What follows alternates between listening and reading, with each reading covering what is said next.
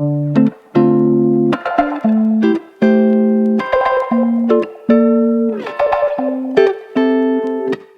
la sensació que el món del vi ocupa poc espai, no?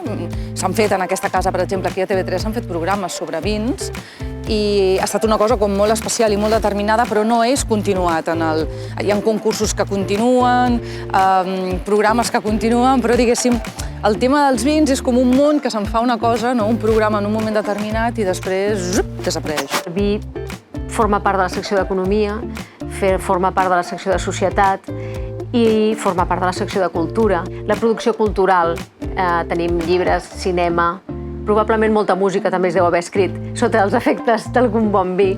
Jo crec que no és que no li donem valor, és que el vi, com tots els àmbits del sector primari, sempre queden més descuidats de la nostra atenció informativa, a no ser que hi hagi un sidral, no? Quan hi ha un sidral, sí, o quan hi ha motiu que ens donen un premi molt reconegut, o quan tenim una figura molt destacada, llavors sí.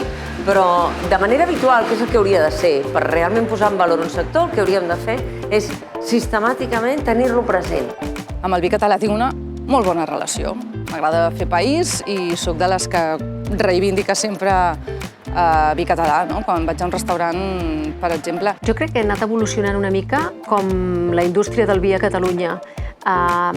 Era gran consumidora de vi no català, sobretot vi francès, i ara crec que sóc molt consumidora de vi català i no de vi d'altres llocs, perquè trobo que amb els anys s'ha produït un vi de moltíssima qualitat a Catalunya. A veure, jo no punt número 1, no hi entenc gaire. Punt número 2, naturalment que m'agrada el vi. 3, milito en prendre vi de les nostres DOs, perquè crec que únicament així podem ajudar a que tiri endavant.